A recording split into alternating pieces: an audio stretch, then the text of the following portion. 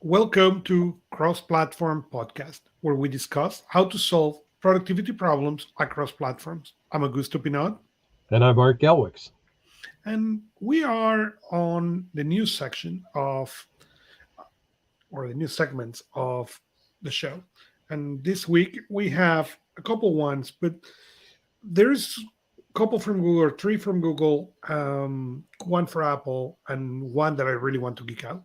So let's start with the Google ones. And the first one is that Google finally is going to let you to compose or use Markdown on Google Docs. And I, for one, I'm really, really excited about that.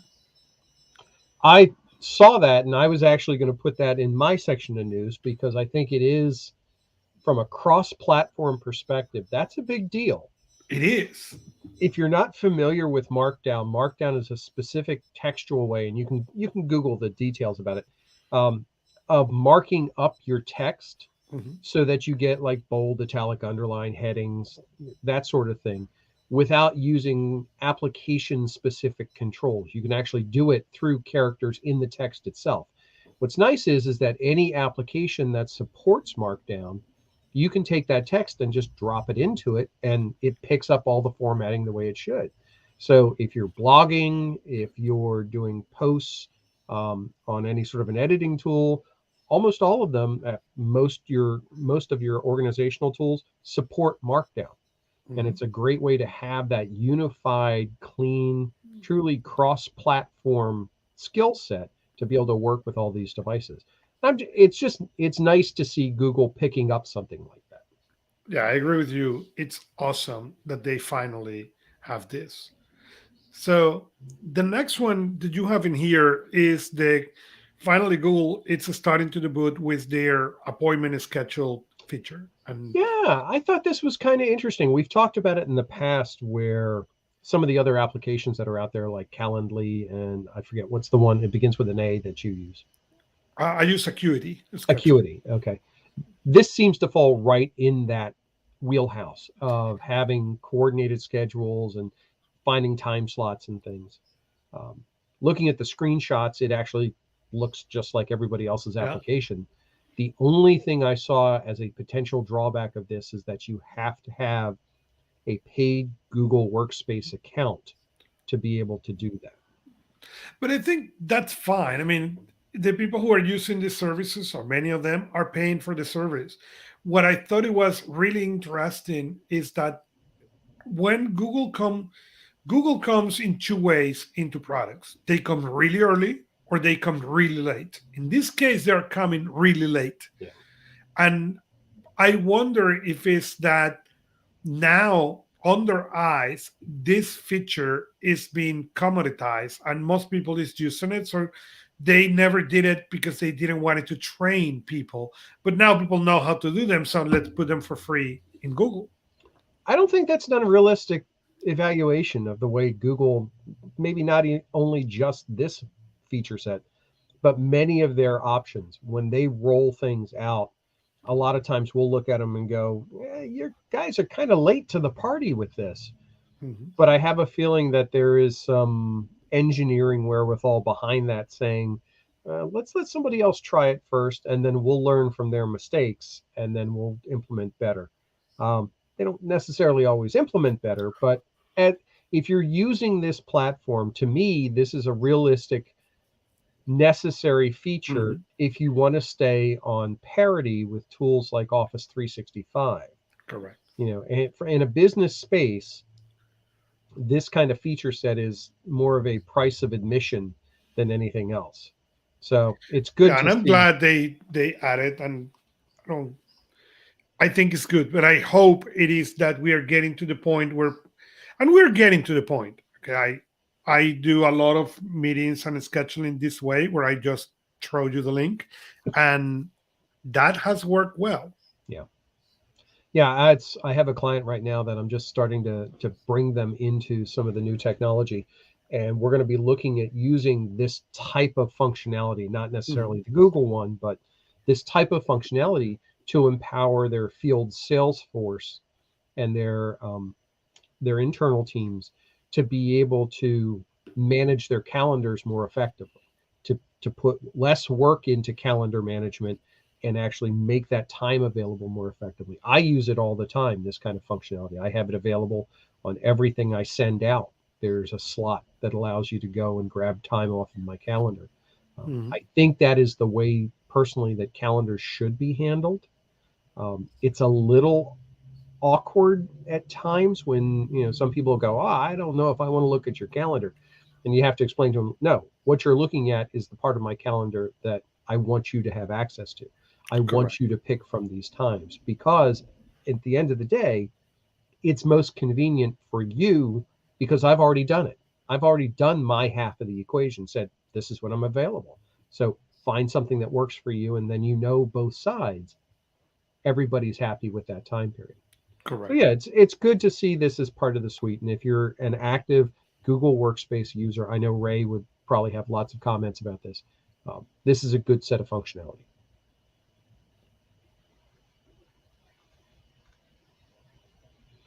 So the next item we have on here, I'm going to pull it off of my list because I know you want to talk about your Apple thing.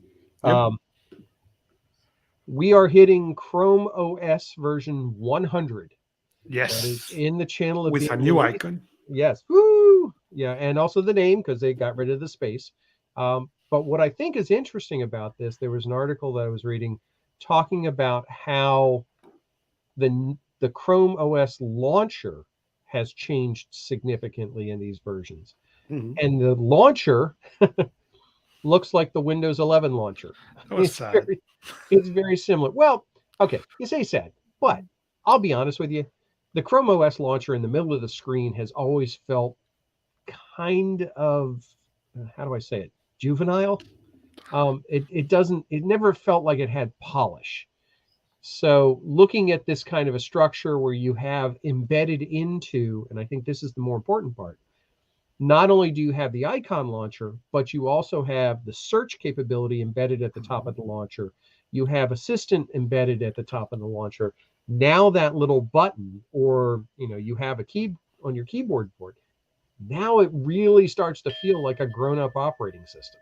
I Right. mean, not saying it isn't, but this is one that I could totally see being mistaken for other operating systems now on the desktop level. Yeah, I mean, it's a good progress. It's a good move, maybe in the right direction. I agree that the thing on the middle may not work as well, and people is used to that, and it's a way to give people feel familiar with this platform because well, you have done this before, so you may be right. All right, so this one's yours.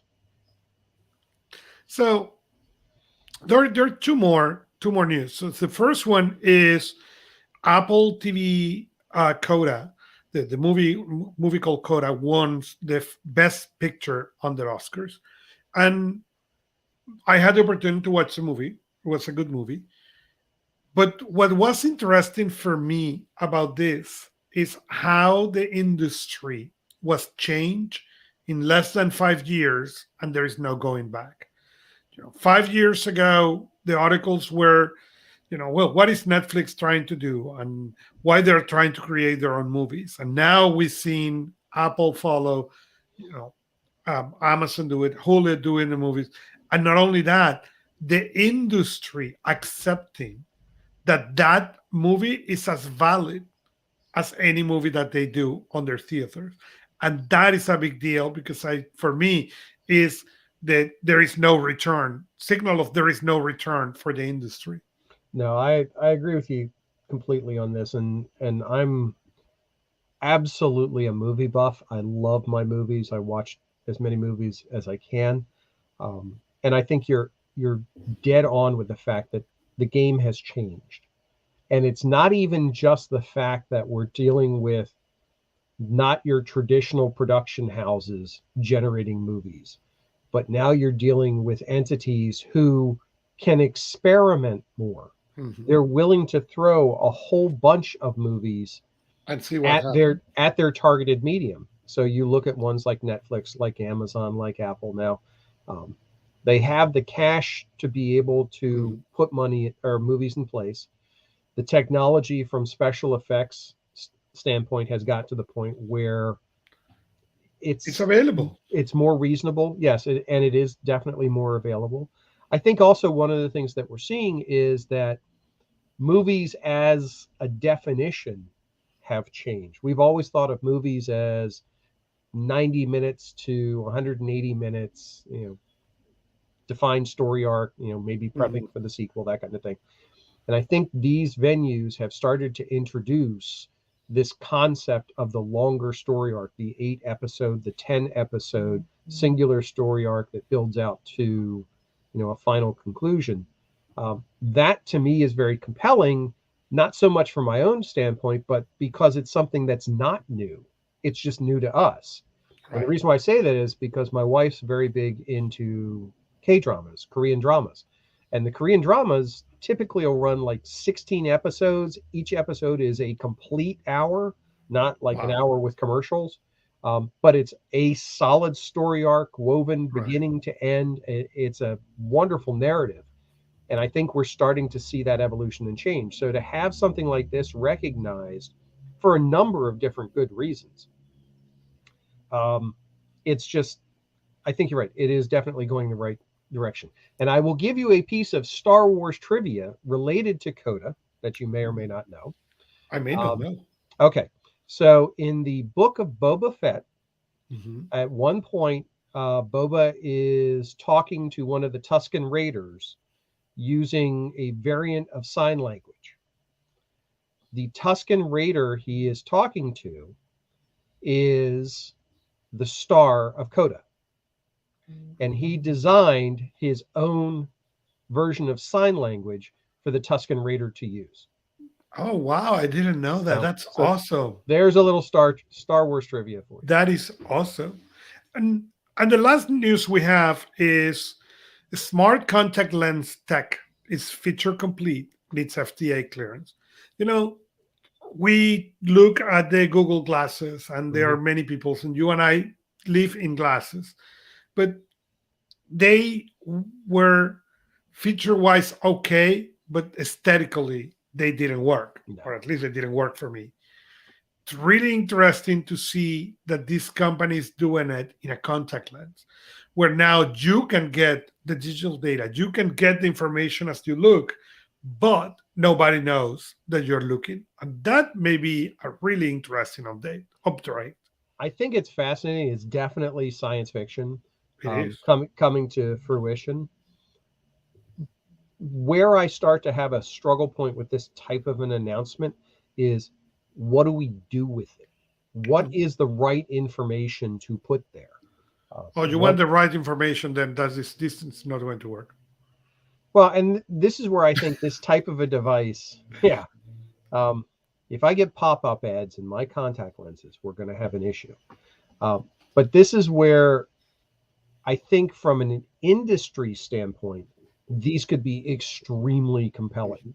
I mean, these are the types, but this is the same thing we've looked at with things like VR, being able to provide extremely contextually relevant information in a place where you can't use it otherwise. So I'm curious to see what they do with it. I think we're still probably a long ways away Oh before yeah, we're able to have that. but it's getting there. It's getting closer and closer by the minute. Now, where I could see actually this useful would be for like athletes being able to have like feedback information provided to them in their visual field. So, like as a runner, being able to not just have my watch, but be able to get my pulse rate and everything else showing up right away. Hmm. Well, with this, follow us where you like to listen podcast, like us or subscribe to us and leave us a review. You may also interact with us in personalproductivity.club. We are Augusto Pinaud and Art Gelwicks. See you next time from your favorite